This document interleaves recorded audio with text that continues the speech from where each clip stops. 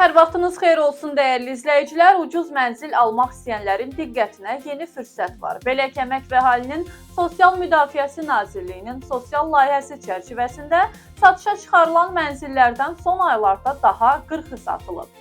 Hazırda satışda olan mənzillər Bakı şəhərinin Ümid qəsəbəsində, eləcə də Abşeron və Samux rayonlarında yerləşən yeni yaşayış komplekslərindədir.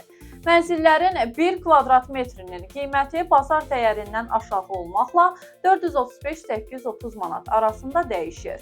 Satışa çıxarılan mənzillər 3 və 4 otaqlı, tam təmirli, istifadə olunmamış və çıxarışla təmin edilmiş mənzillərdir.